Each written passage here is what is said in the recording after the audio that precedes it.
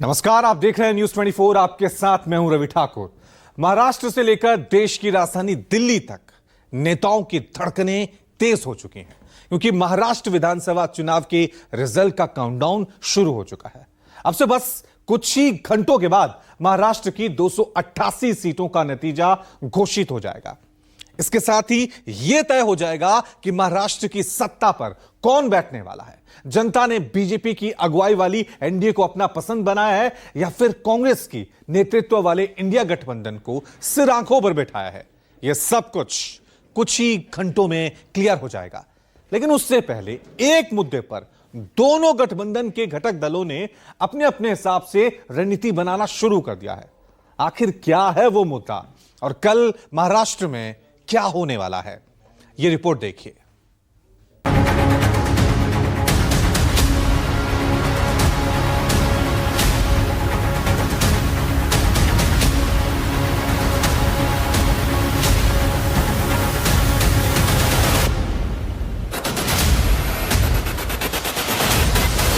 महाराष्ट्र में कल क्या होगा, आज सब क्लियर दिखेगा।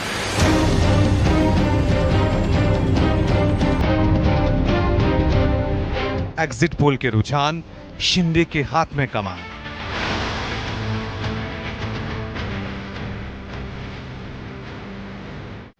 कौन बनेगा मुख्यमंत्री, बनने लगी है रणनीति।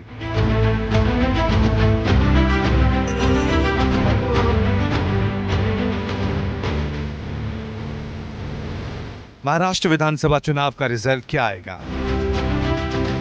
महायुति या फिर महाविकास आघाड़ी? प्रदेश में किसकी सरकार बनेगी? बीजेपी की अगुवाई वाली महायुति सत्ता में आती है तो फिर मुख्यमंत्री का चेहरा कौन होगा? कांग्रेस की अगुवाई वाला महाविकास आघाड़ी अगर पावर में आता है तो फिर सीएम फेस कौन होगा? ये तमाम सवाल इस वक्त महाराष्ट्र के सियासी गलियारों में गूंज रहे हैं। वैसे तो इन सवालों में कई के जवाब कल रिजल्ट आने के बाद ही मिल जाएंगे, लेकिन उससे पहले भी कुछ आंकड़े सामने आए हैं जिससे पता चल रहा है कि महाराष्ट्र का नतीजा क्या रहने वाला है। आंकड़े एग्जिट पोल के हैं जिसके मुताबिक प्रदेश में महायुति की सरकार बरकरार रहने वाली है। महाराष्ट्र में महायुति यानी एनडीए को 178 में से 200 सीटें मिलती दिख रही हैं। वहीं महाविकास आघाड़ी यानी इंडिया गठबंधन का आंकड़ा 82 से 102 के बीच रह सकता है, जबकि अन्य के खाते में 6 में से 12 सीट जा सकती है। वोट शेयर की बात करें तो महायुति को 48%, महाविकास आघाड़ी को 37% और अन्य को 15% वोट मिलने का अनुमान जताया गया है। यदि यही आंकड़े रिजल्ट में तब्दील हुए तो महायुति को स्पष्ट बहुमत मिल जाएगा। एक्सिस माई इंडिया ने जो आंकड़े दिए हैं उसके मुताबिक महायुति के मौजूदा तीनों दल यानी कि बीजेपी, एकनाथ शिंदे की शिवसेना और अजित पवार की एनसीपी को मिलाकर ही सरकार आसानी से बन जाएगी। इस हालत में प्रदेश के सियासी समीकरण में कोई खास बदलाव नहीं दिखाई दे रहा है। लेकिन पार्टी वाइज जो आंकड़े सामने आए हैं उसने कई तरह के कयासों को बल दे दिया है। एक्सिस माई इंडिया के एग्जिट पोल में पार्टियों को जो सीट मिलती दिख रही है उसके मुताबिक महायुति में सबसे ज्यादा 149 सीटों पर चुनाव लड़ने वाली बीजेपी को 98 में से 107 सीट 27% वोट मिलने का अनुमान है। वहीं 81 सीटों पर लड़ने वाली सीएम एकनाथ शिंदे की शिवसेना के हिस्से में 53 में से 58 सीट और 13% वोट जाते दिख रहे हैं, जबकि 59 सीटों पर लड़ने वाली अजित पवार की पार्टी एनसीपी को 25 में से 30 सीट और 60% वोट मिल सकते हैं। इसके अलावा महायुति में शामिल छोटे दलों को भी 2 से 5 सीट और 1% वोट मिलने की संभावना है। महायुति के नेताओं का दावा है कि न सिर्फ एग्जिट पोल के आंकड़े बल्कि असल में प्रदेश में महायुति की ही सरकार बनने जा रही है। क्लियर कट मेजॉरिटी बीजेपी और अलायंस की आने वाली है और हमारी सरकार बनने वाली है। कोई कंटिजेंसी प्लान अगर कुछ ऊपर नीचे होता है तो किसी से बातचीत कुछ और करने की जरूरत? कुछ नहीं करने की जरूरत नहीं पड़ेगी कि जब हमारी मेजॉरिटी आ रही तो किससे बात क्यों करना है। अब जिसको हमारे साथ आना है हमारी मेजॉरिटी सरकार बनने के बाद तो आ सकते हैं। तो रिजल्ट आने वाले हैं तो निश्चित रूप से महायुति जो है हमारी भारतीय जनता पक्ष, शिवसेना, राष्ट्रवादी, इनका पूरा बहुमत कल निश्चित रूप से आएगा, अच्छी तरह से बहुमत आएगा। पूरे महाराष्ट्र में महायुति का वातावरण एक्चुअली था और हम लोग जो ग्राउंड रूट पे जो काम करते हैं वो हमको मालूम है कि पब्लिक किसके साथ में है और वो रिजल्ट अभी ये इलेक्शन के इसमें 100% सामने आएगा मुझे ऐसे लगता है कि महायुति के 180 सीट यहाँ आएंगे, क्योंकि जो वातावरण पूरे महाराष्ट्र में था, कोई भी कुछ भी बोलेगा, लेकिन जो हम वहां जो काम कर रहे थे, हम सबको मालूम पड़ता लोगों का रिएक्शन क्या है, और लाडली बहना का इम्पैक्ट भी बहुत बड़े पैमाने पे यहाँ महाराष्ट्र में आने वाला है। अभी देखो ना, परसेंटेज भी इलेक्शन में अच्छी तरह से बढ़े पूरे महाराष्ट्र में। इधर महाविकास आघाड़ी में सबसे ज्यादा 101 सीट लड़ने वाली कांग्रेस के हिस्से में 28 से 36 सीट और 13% वोट आ सकता है। वहीं 95 सीटों पर अपना कैंडिडेट उतारने वाले उद्धव ठाकरे की शिवसेना यूबीटी को 26 में से 32 सीट और 12% वोट मिल सकते हैं, जबकि शरद पवार की एनसीपी शरद 86 सीटों पर लड़कर 26 में से 30 सीट और 11% वोट पा सकती है। इसके अलावा महाविकास आघाड़ी में शामिल अन्य दलों के खाते में भी 2 से 4 सीट और 1% वोट आ सकता है।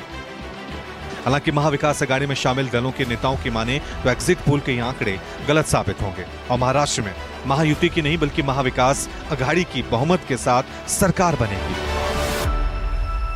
हमें पूरा विश्वास है कि हम लोग 165 के आसपास रहेंगे।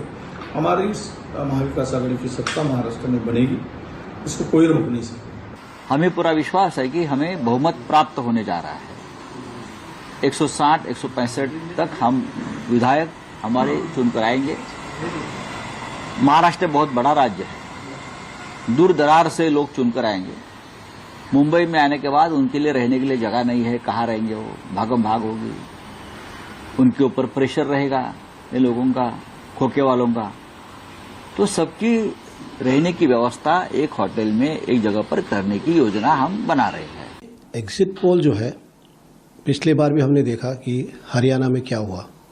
तो एग्जिट पोल लोग निकालते हैं, देखिए सबको अपना काम करना है, खुद की रोजी रोटी कमाना है, करने दीजिए, हम देखते हैं सुनते हैं। लेकिन जो महाराष्ट्र की जनता ने निर्णय लिया है वही होगा, और महाराष्ट्र की जनता ने निर्णय ले चुकी है। लोकसभा में उन्होंने निर्णय ली थी, उन्होंने हमारा साथ दिया महाविकास आघाड़ी का, उन्होंने महायुति को रिजेक्ट किया है। देखिए 48 में से 31 सीट हमारी आई थी। इस समय भी विधानसभा में महाराष्ट्र की जनता हमारा साथ देंगी, क्योंकि उन्हें पता है कि महायुति के लोग जो है वो सिर्फ जुमलेबाजी करते हैं, यहाँ वहाँ की बातें करते हैं, लेकिन उनकी सेवा नहीं करते। और महाविकास आघाड़ी जो है, राष्ट्रवादी कांग्रेस पार्टी शरद चंद्र पवार, कांग्रेस पार्टी और शिवसेना उद्धव बाला साहेब ठाकरे, ये मिलकर उनकी सेवा करेंगे। यहां तक तो सब ठीक है, दोनों गठबंधन में शामिल दलों का अपना अपना दावा है। अब ये दावे हकीकत में तब्दील होते हैं या नहीं, ये तो कल ही पता चलेगा। लेकिन उससे पहले दोनों गठबंधन में शामिल पार्टियां अपनी अपनी एक खास रणनीति पर काम करने लगी हैं, और वो रणनीति है मुख्यमंत्री फेस को लेकर। सत्ताधारी महायुति हो या फिर विपक्षी महाविकास आघाड़ी, दोनों ही खेमा सीएम फेस को लेकर अभी से एक्टिव हो गया है। खासकर महायुति में शामिल शिवसेना और एनसीपी। मौजूदा वक्त में शिवसेना से एकनाथ शिंदे प्रदेश के मुख्यमंत्री हैं।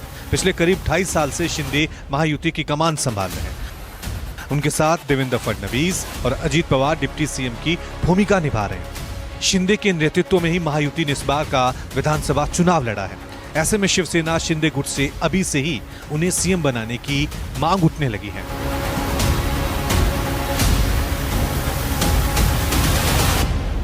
महायुतीचा मुख्यमंत्री होईल एवढं जवळपास निश्चित आहे। यामध्ये वाद होण्याचं कोणतंही कारण नाही। मुख्यमंत्र्यांचं कालही मी सांगितलं, मुख्यमंत्र्यांच्या चेहऱ्यावर ही निवडणूक लढवली गेली।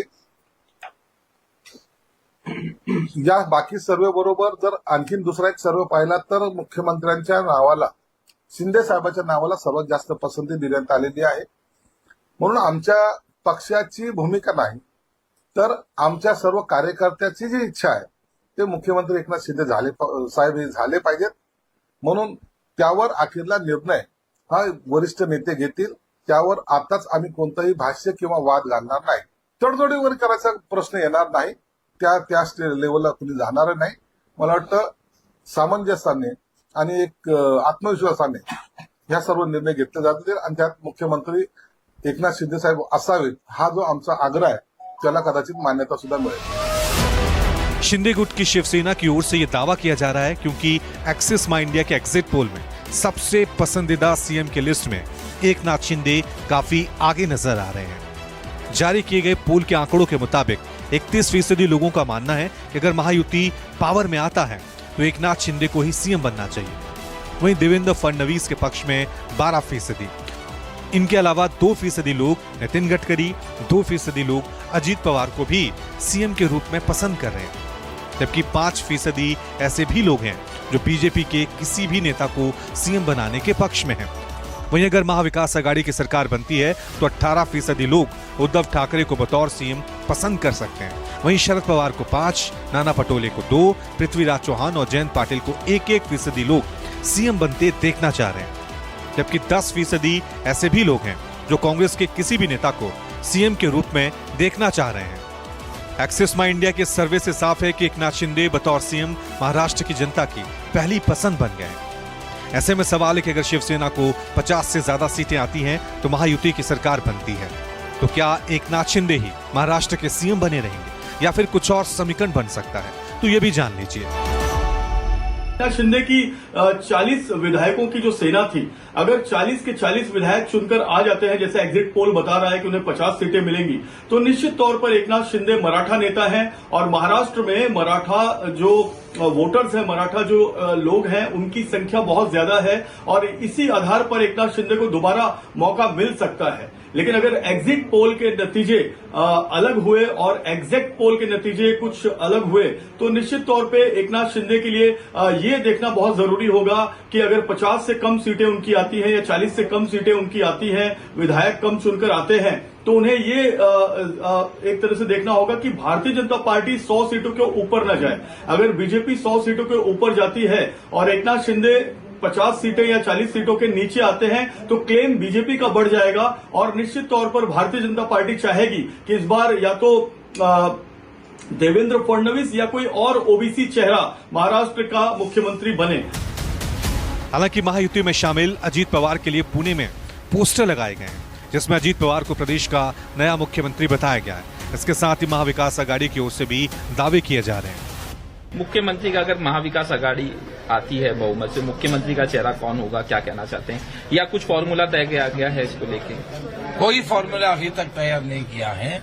चुनाव के बाद, रिजल्ट आने के बाद हम लोग बैठ के इसके ऊपर तय करेंगे। जिसके ज्यादा एमएलए होंगे उसका नहीं, उसके ऊपर अभी तक कोई चर्चा नहीं हुआ। हमारे 3 पार्टी के 160 लोग चुनकर आ रहे हैं। 160 कांग्रेस, शरद पवार साहब की एनसीपी और उद्धव ठाकरे के नेतृत्व वाली शिवसेना और हमारे छोटे छोटे घटक दल हैं, उनके 160 विधायक हमारे चुनकर आने के बाद में हम विचार करेंगे ना अभी, लेकिन हमारा सबके साथ संपर्क है। सब मिलकर नेता चुनेंगे, मुख्यमंत्री पद का नेता चुनेंगे, सब मिलकर बैठेंगे। कोई फार्मूले के बारे में अब तक चर्चा नहीं हुई है। हमारा पार्टी का जो दादा ने जो काम महाराष्ट्र के लिए किया है, तुलना डिस्ट्रिक्ट के लिए किया है, वो लोगों को पसंद है। दादा अच्छे तरह काम करते, दादा के पीछे हम रहने वाले हैं। एक्सिस माई इंडिया के एग्जिट पोल की माने तो अगर महाराष्ट्र में महायुति की सरकार बनती है तो इसके पीछे महिला फैक्टर बेहद कारगर साबित होगा। ऐसा इसलिए क्योंकि तकरीबन 50% महिलाओं ने महायुति के पक्ष में वोट किया है। वहीं 36% महिलाओं ने महाविकास आघाड़ी के उम्मीदवारों को पसंद किया है, जबकि 14% महिलाओं ने दूसरी पार्टी को वोट दिया है। अगर रिजल्ट के बाद ये आंकड़े सही साबित होते हैं तो ये कहना गलत नहीं होगा कि शिंदे सरकार की लाडकी बहन योजना से महायुति को जबरदस्त फायदा हुआ है। वहां पर मतगणना होने में समय बहुत कम बचा है। हमें उम्मीद है कि हमारा मोर्चा दैट इज एनडीए विजयी होगा और सारा जो वहां का खेल है वो लाडली बहना योजना ने बनाया है और महिला शक्ति को हम प्रणाम करते हैं। जो लाडली बहन योजना जो महाराष्ट्र में मुख्यमंत्री एकनाथ शिंदे ने लागू की थी, उसका बहुत ज्यादा प्रतिसाद हुआ और ये भी घोषणा हुई कि 1,500 की जो राशि है उसको बढ़ा के जो है 2,000 कर दिया जाएगा, 2,100 कर दिया जाएगा। इसका भी बहुत प्रभाव पड़ा और महिलाओं ने बहुत ज्यादा वोटिंग की है। दूसरा सबसे बड़ा फैक्टर महिलाओं की वोटिंग करने का ये रहा कि जो बटेंगे तो कटेंगे और एक है तो सेफ है का जो नारा दिया गया, जिसके बाद कुछ खास वर्ग के जो परिवार है, महिलाएं हैं, वो बाहर निकली और उन सीटों पर जहां पर मुस्लिम मतदाता ज्यादा है वहां पर भी महिलाओं का वोट ज्यादा पड़ा है। तीसरा जो सबसे महत्वपूर्ण फैक्टर महिलाओं के वोट का है, कोल्हापुर में जैसे हमने देखा करवीर में करीब 81% वोटिंग हुई, पूरे कोल्हापुर में 76% वोटिंग हुई, गढ़चिरौली में 70% वोटिंग हुई। तो जो ट्राइबल इलाके हैं, गढ़चिरौली हो या फिर यवतमाल हो, भंडारा हो, बुल्ढाना हो, नंदुरबार हो, वहां पर अच्छी वोटिंग गिरी है। तो ग्रामीण महिलाओं के साथ साथ जो ट्राइबल तबके की जो महिलाएं हैं, उन्होंने भी इस बार विधानसभा के चुनाव 2024 में बहुत ज्यादा एक्टिव पार्टिसिपेट किया। बहरहाल महाराष्ट्र का नतीजा क्या आता है, नतीजा आने के बाद प्रदेश का मुखिया कौन बनता है, ये सब बस अब से कुछ ही घंटे बाद पूरी तरह साफ हो जाएगा। Bureau report, news 24।